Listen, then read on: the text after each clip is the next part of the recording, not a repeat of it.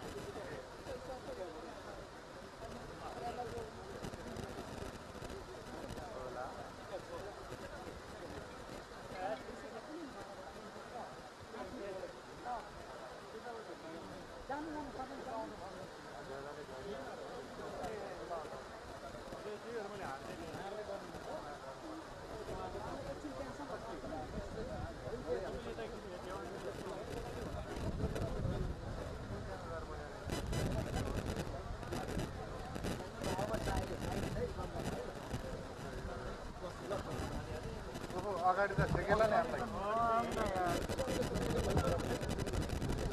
ओए ओए ओए ओए जोगिएर है अगाडि उठ्न चाहिँ तपाईँ है अगाडिको म बोल्छु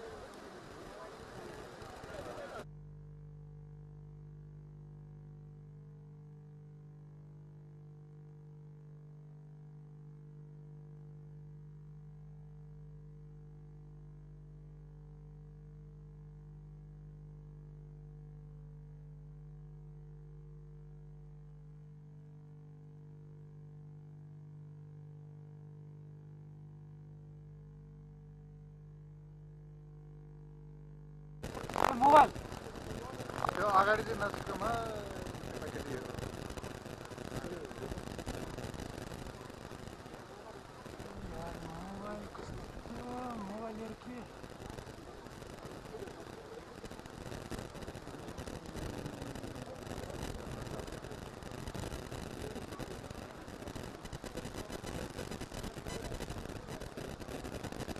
Photo please, photo please, photo please, photo please, photo please.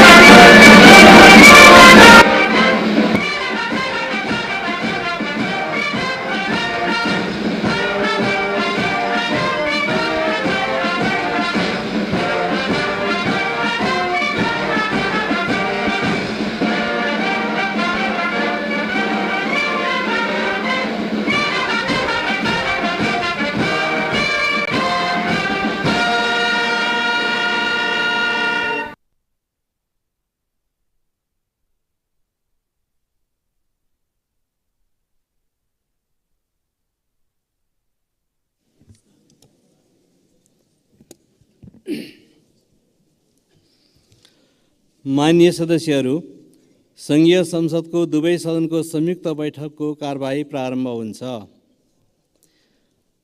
माननीय सदस्यहरू, नेपालको औपचारिक भ्रमणमा रहनुभएका संयुक्त राष्ट्रसङ्घका महासचिव महामहिम एन्टोनियो गुटेरेसलाई संयुक्त सदनको तर्फबाट म स्वागत गर्दछु। Honorable MPs, I would like to extend a warm welcome to His Excellency Antonio Guterres, the Secretary General of the United Nations, on behalf of the joint sitting of both houses.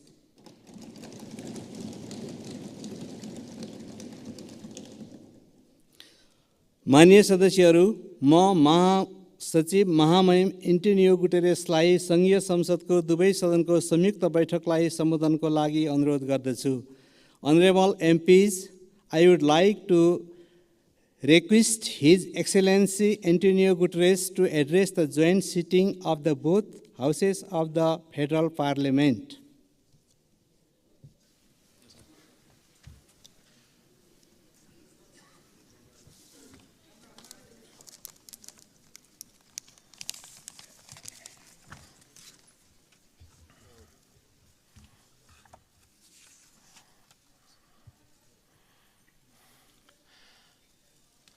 Your Excellencies, the two presidents of the two houses of the Nepalese Parliament, Excellencies, distinguished ministers, parliamentarians, and friends. Allow me, before I start, to express my deep gratitude for the wonderful hospitality that the government and the people of Nepal has provided to me during these 3 days.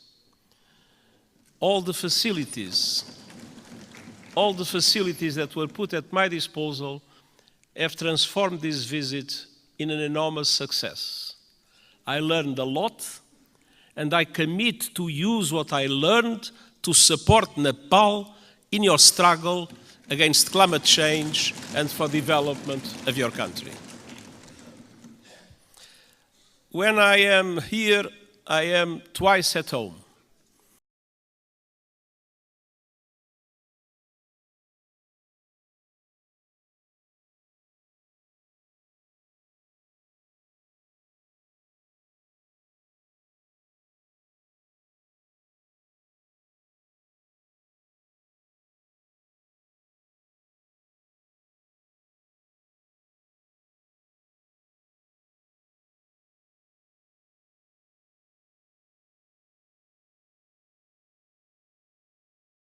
I have been astounded, and this trip has been no exception. What I've seen and experienced in the past few days will stay with me always. The sunlight hitting the Himalayas, the warmth of the people, the richness of your cultural diversity, and of course, the sanctity of Lumbini. I thank the government of Nepal for your invitation, your hospitality, and your welcome to me and to my delegation. Excellencies, we meet today amidst a world in turmoil. Decades of progress on poverty and hunger are being reversed in large parts of the world. Inflation is undermining household and national budgets. Families and countries alike face financial crises. Women are underrepresented and underpaid, and I recognize the enormous effort that Nepal is doing in the way for gender equality, full gender equality, and I praise your efforts and its results. Violence and conflict abound. While the conflict in the Middle East is thousands of miles away, Nepalis were among the many victims of Hamas' brutal attacks in Israel. I send my sincere condolences to the families of the 10 Nepalese students who were killed and express my best wishes for the safe return of Mr. Bipin Joshi, who is missing. Distinguished parliamentarians, As geopolitical tensions rise, global divisions are becoming deeper and more dangerous. And smaller countries fear becoming collateral damage in competition between the great powers. And climate catastrophe is accelerating with a deadly force. In responding to this crisis, the world could learn much from Nepal. This country is a promoter of peace, a champion of multilateralism, and a staunch supporter of sustainable development and climate action. Nestled between two great powers, you have forged your own paths to safeguard your sovereignty and your independence. And your journey over the past 20 years has been wonderful to see. A new republic with a new constitution has the UN Charter at its heart. You were quick to embrace the Sustainable Development Goals and are making progress on many of them, independently of the difficult financial conditions that developing countries face in today's unfair world. Your country has successfully calmed the storms of conflict and moved from war to peace, a process the United Nations has been proud to support. Dear parliamentarian colleagues, Nepal does not stand still. Your dynamic story of progress continues today. Your graduation from least developed countries status is imminent, and the United Nations is committed to supporting a smooth transition.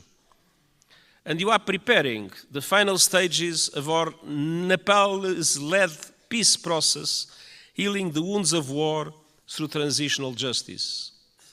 A process to bring peace to victims, families and communities haunted by questions and scared by injustice, and help put the past to rest. Transitional justice can play a vital role in securing lasting peace, but we all know it's not easy. By nature, it's a delicate and complex process. We know that transitional justice has the greatest chance of success when it is inclusive, comprehensive, and has victims at its heart. When it centers on truth, reparation, and justice, when women participate fully, and when all victims of human rights violations can find meaningful redress. And I welcome efforts here in Nepal to drive progress and find solutions in this regard. And I want to tell you are not alone. The United Nations, respecting the Nepalese leadership of this process, stands ready to support you with your victim-centered process and its implementation in line with international standards, your own Supreme Court's rulings. The United Nations and Nepal are old friends. Our cooperation runs deep. Nepal has long been a cherished member of the UN family and a powerful voice for developing countries, most recently as chair of the Least Developed Countries Group. And this relatively small country compared with the big powers has made an outsized contribution to international peace. Of all the countries on earth, Nepal is the second largest contributor of troops to United Nations missions, military and police. I'm sincerely grateful to the Nepali people for their dedication, their courage, and their service in peacekeeping. And I would like to take a moment and ask for one moment of silence to honor those Nepalese who have lost their lives serving under the blue flag.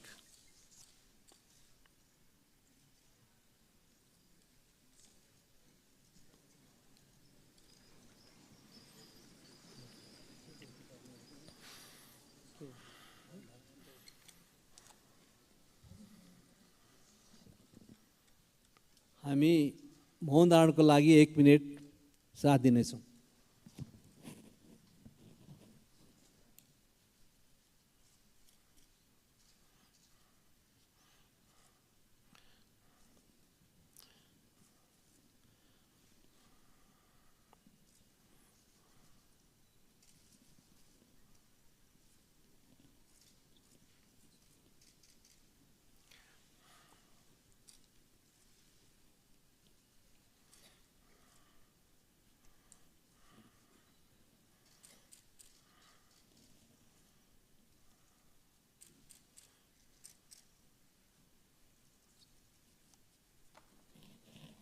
Thank you.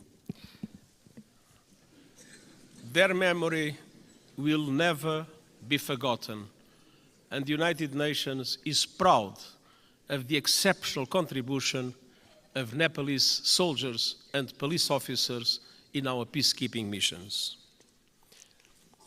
Dear parliamentarian colleagues, on climate action, Nepal is a frontrunner. You are on target to reach net zero emissions by 2045. Thanks to extraordinary reforestation efforts, trees now cover almost half of the country. And you are one of the pioneers of the Early Warning Systems for All initiative, which aims to protect every person on Earth by 2027.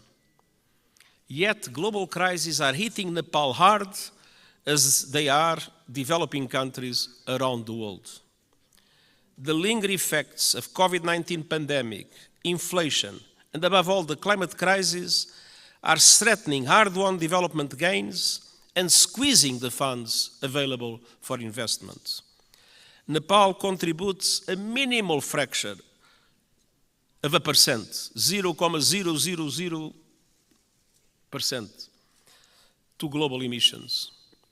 But monsoons, storms, landslides are growing in force and ferocity, sweeping away crops, livestock, and entire villages, decimating economies and ruining lives. In August, landslides caused by heavy rains caused devastation and killed scores of people. And glaciers are melting at record levels. I was a witness. Nepal has lost close to a third of its size in just over 30 years. The effect is devastating. Swollen lakes bursting, rivers and seas rising, cultures threatened, and mountainsides exposed, inflaming the risk of landslides, and avalanche. Threats will continue mounting. Himalayan glaciers provide fresh water to over 1 billion people. As they shrink, so do river flows. In the future, now we have too much floods, but one day in the future, Himalayan rivers like the Indus, the Ganges, and the Brahmaputra will have their flow severely limited. Combined with saltwater intrusion, that will decimate deltas in this region and beyond. That could mean low-lying communities and entire countries erased forever. Millions of people on the move and fierce competition for water and land.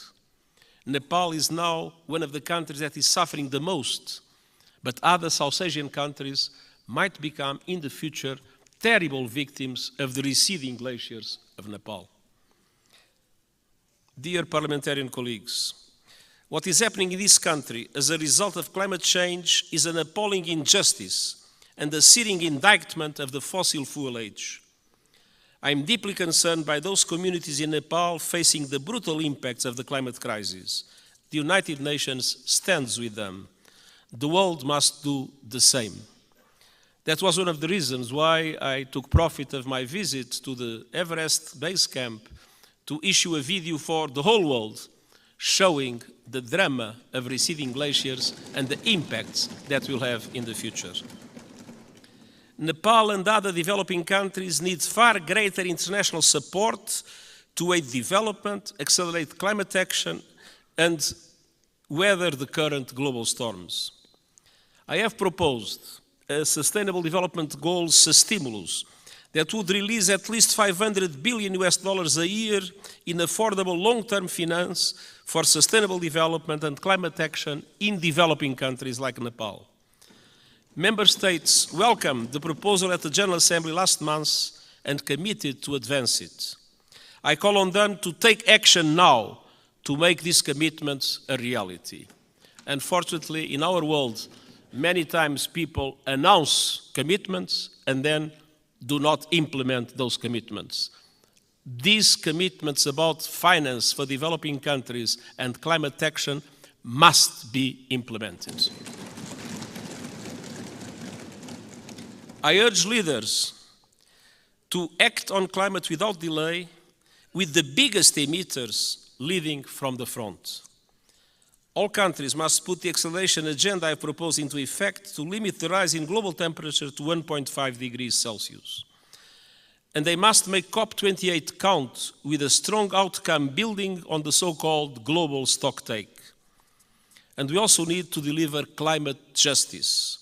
Developed countries must honor the promise of $100 billion a year to support developing countries in climate, and double adaptation finance as a first step of devoting half of climate finance to adaptation.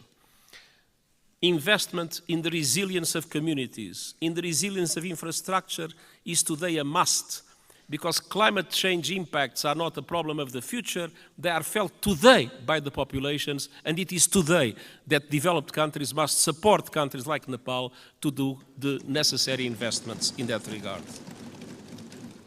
The most vulnerable must be at the center of efforts to build climate resilience. And all parties must operationalize the landmark loss and damage fund at COP28 this year. There is loss and there is damage. You can see it in Nepal. There must be a compensation for it. The Nepalese people depend on it. For families that have lost their home to storms, for communities forced to abandon their villages by rising rivers, loss and damage is not a negotiating point or a bureaucratic abstraction, it is a lifeline. Dear parliamentarian colleagues, Nepal has long been a friend to the international system, and today their system is in dire need of refresh, revitalization and reform. The world is in a state of flux, it is moving towards multipolarity, and that is a good thing. A multipolar world provides new opportunities for leadership and balance on the global stage. But this new dynamic requires strong multilateral institutions to maintain peace. History shows us that. At the beginning of the 20th century, Europe was multipolar, but without strong multilateral institutions, it descended into war that engulfed the world. That is not a risk we can take.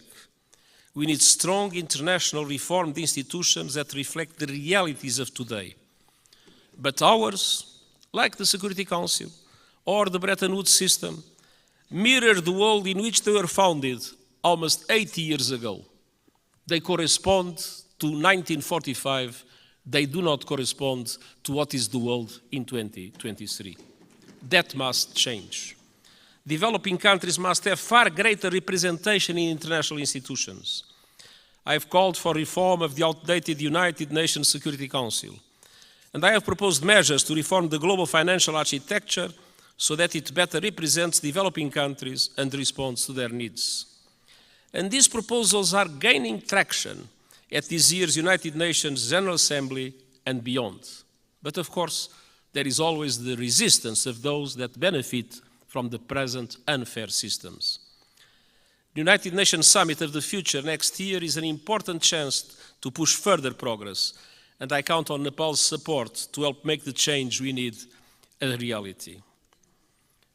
Dear parliamentarian colleagues, multilateralism must both reflect the world and respond to it.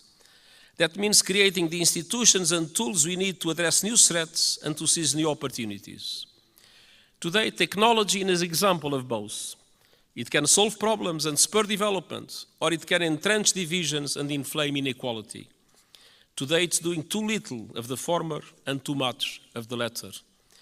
We need a global response to the technologies that are changing the world at astonishing speed, to harness them for the good of humanity. And all countries must have a say, not only the most rich countries in the world that have more resources to develop those new technologies. My high-level board on artificial intelligence includes experts from G77 countries, the Global South. It will report this year, so member states can consider global governance options for artificial intelligence. And it must also bring the benefits of technology to all and ensure that a new technological era, no one is left behind. This is the purpose of the Global Digital Compact the United Nations is proposing. It aims to bring together governments and industry to ensure that technology works for all and accelerate the Sustainable Development Goals. And I hope the Summit of the Future will be an excellent chance to push progress. As a steadfast champion of multilateralism, peace, and developing countries' interests, Nepal will be a vital ally at the summit.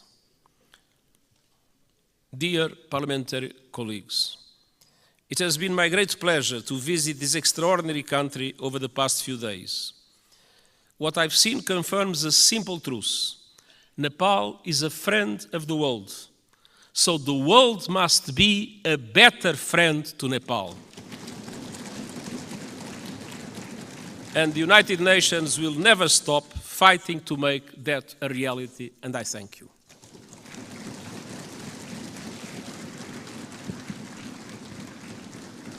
अब म महामहिम Antonio गुटेरेसलाई आसन ग्रहण गर्न आग्रह गर्दछु. Now I would like to request his excellency to be seated.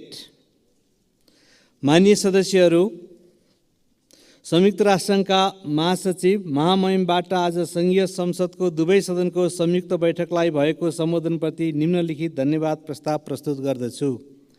धन्यवाद प्रस्ताव.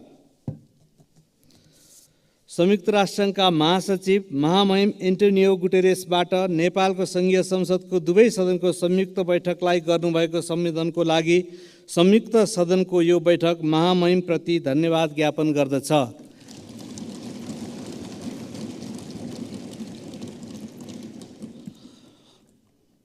Motion of thanks. This joint sitting of the Federal Parliament of Nepal expresses its gratitude to the Secretary General of the United Nations, His Excellency Antonio Guterres, for his address to the joint sitting of the both Houses of the Federal Parliament.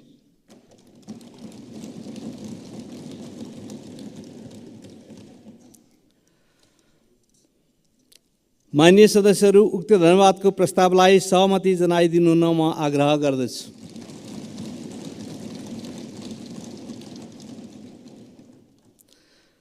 माननीय सदस्यहरू, यो बैठक स्थगित भए पश्चात सम्पूर्ण माननीय सदस्यहरू आफ्नो स्थानमा उभिएर महासचिव महामहिम एन्टोनियो गुटेरेसलाई बिदाई गरिदिनु हुन म आग्रह गर्दछु.